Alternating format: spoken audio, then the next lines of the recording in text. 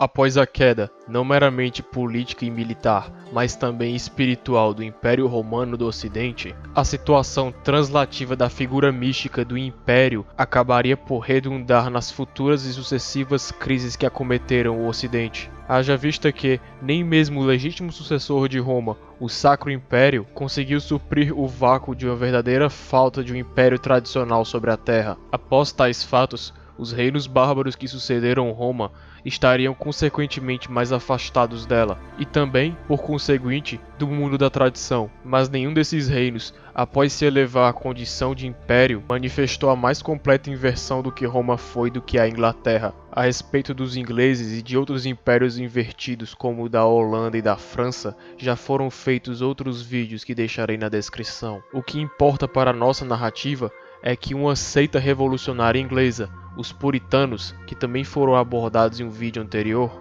depois de preliminarmente não lograr o êxito de conseguir o poder na Inglaterra, refugiou-se no Novo Mundo e, com o apoio da logística marítima holandesa, estabeleceram-se na América do Norte no que batizaram de Nova Inglaterra. Foram esses refugiados puritanos que acabaram por fundar o embrião da nação inominada, os Estados Unidos da América. Somado ao contexto de perversão e inversão do que seria o Império Romano, os Estados Unidos já surgem no momento de nascimento como uma culminação do que a Inglaterra já possuía de mais barbárico entre si, pois além das características insidiosas já citadas no vídeo dos anglo-saxões, os Estados Unidos possuíram em seu âmago uma fé e uma ideologia puramente revolucionárias e antitradicionais. É sempre bom citar que o território dos Estados Unidos, tanto do seu início quanto também da sua culminação, situou-se numa das melhores áreas geográficas do mundo, possuindo diversos rios navegáveis em conjunto com terras férteis e lagos grandes. Com todos esses fatores geográficos aglomerados e situados de uma forma estratégica, a consequente industrialização e escoamento do comércio dos Estados Unidos caiu como uma luva. Logo após a independência, o presidente Thomas Jefferson conseguiu comprar a Louisiana da França, o que mais do que dobrou o território americano até então. Com sucessivas guerras entre o México e os povos indígenas da América do Norte, os Estados Unidos conseguiram o acesso à costa oeste da América do Norte, não tardando a unificar os dois oceanos com a malha ferroviária. Esse fato sem precedentes na história da humanidade inaugurou o que Marcelo Gullo chamou de um novo umbral de poder, o Estado Industrial Continental. Após a Guerra de Secessão, os herdeiros políticos dos puritanos que fundaram o país consolidaram o poder sobre as propostas federalistas descentralizadoras, o que foi, em suma, a primeira reorganização da República Americana, configurando o que Moldbug chama da Segunda República. A partir de então, os Estados Unidos ensaiariam a sua ascensão imperial. Porém, dessa vez, replicando o que sua mãe Inglaterra tinha cometido, o Império Americano seria tão distante de Roma que poderia ser configurado como uma Roma inversa, uma vez que os Estados Unidos se assemelhariam a Roma apenas de maneira estrutural, já que os valores e proceder de suas elites partiriam de um viés revolucionário para um viés até satânico. Com as consequentes vitórias dos Estados Unidos nas duas guerras mundiais, e também com o sobrepujar de seu nêmesis siamês na Guerra Fria, os Estados Unidos lograram hegemonia global, militar e econômica sem precedentes, a qual aconteceu às custas de milhares de guerras, ingerências de seus serviços de inteligência e da destruição de várias sociedades tradicionais, com o solapar completo de religiões e de governos autóctones com o fim de implantar o comércio e o estilo de vida americano. Esse materialismo e irreligiosidade característicos de um império na era do Kali Yuga possuem um cabal paralelismo com as tribos e impérios de Gog e Magog na tradição abraâmica, os quais se aproveitam da ausência de uma ordem legítima e inspirada nos céus para lançarem-se sobre o mundo espalhando o barbarismo e a decadência, visto que, na ausência de um Alexandre o Grande para repeli-los, só lhes resta devorarem a si mesmos na própria balbúrdia. Júlio Evola, em seu ensaio sobre a civilização americana, argumenta que os Estados Unidos abriga todos os sulcos e dejetos de uma Europa já não tradicional,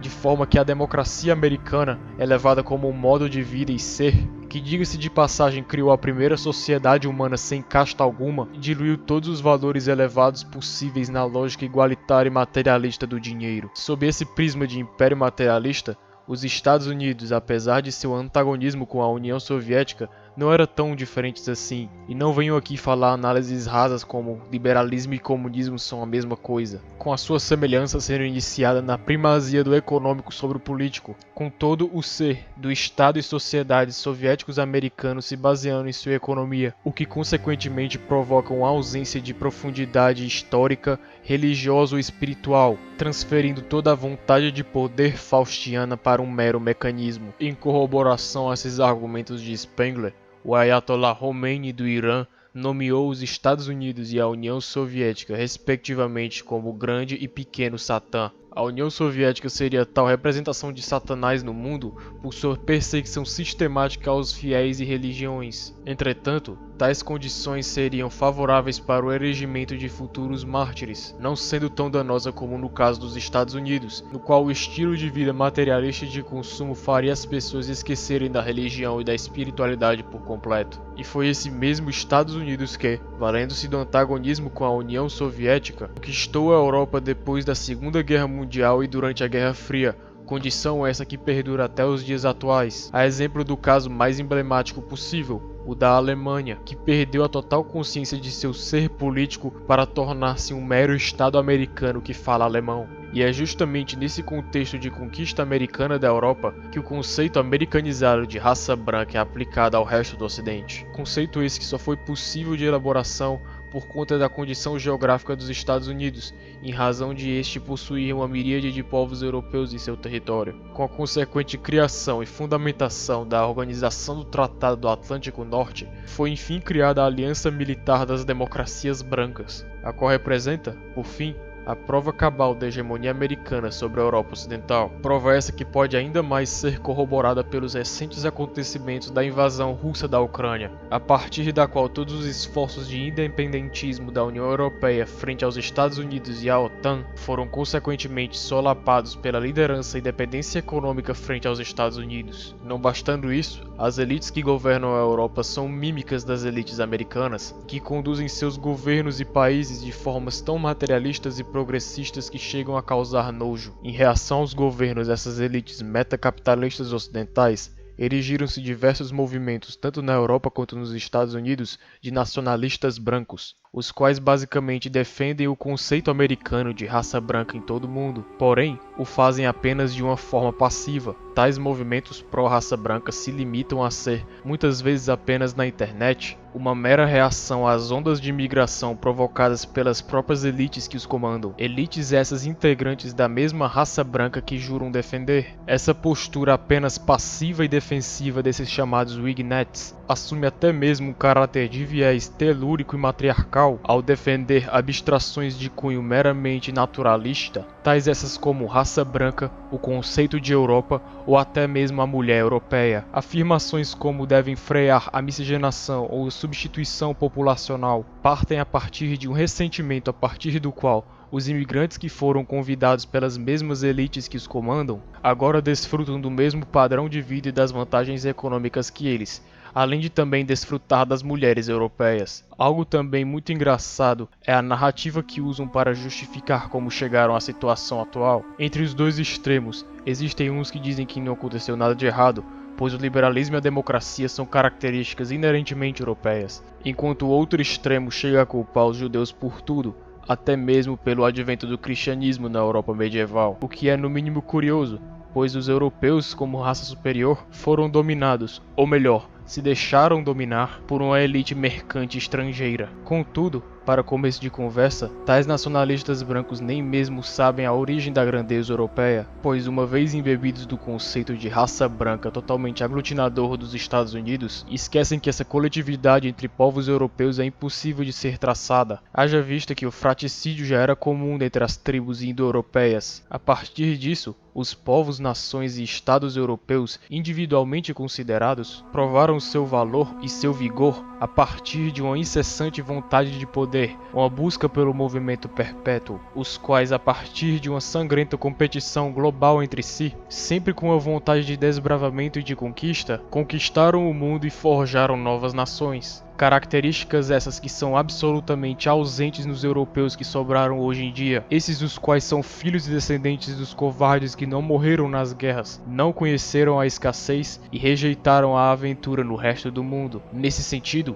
tais virtudes de conquista e de domínio estão muito mais presentes nos imigrantes que adentram a Europa e os Estados Unidos do que nos próprios europeus atuais, que causa a ironia de eles agora serem inferiores, isso porque são indignos dos conquistadores que tanto se orgulham, pois estão eles mesmos sendo conquistados por povos que mantêm as mesmas virtudes desses homens. Retornando a falar dos Estados Unidos, na tradição bíblica cristã, existem as figuras do príncipe deste mundo e da prostituta da Babilônia, figuras presentes nos evangelhos e no Apocalipse de São João, que representariam unidades espirituais que teriam controle e prestígio sobre boa parte do mundo, se não ele inteiro. Em uma das profecias do profeta Daniel do Antigo Testamento, o que seria o príncipe deste mundo, ou o anticristo, é representado pelo intitulado Reino do Norte, que um dia abarcaria todo o mundo até ser derrubado pelo Reino do Sul. A prostituta da Babilônia, por sua vez, é muito facilmente associável ao Império Britânico, com seu sucessor, os Estados Unidos da América, sendo essas duas facetas da mesma unidade política luciferiana, não sendo fantasioso afirmar que dos Estados Unidos há a maior probabilidade de o anticristo erigir. Porém,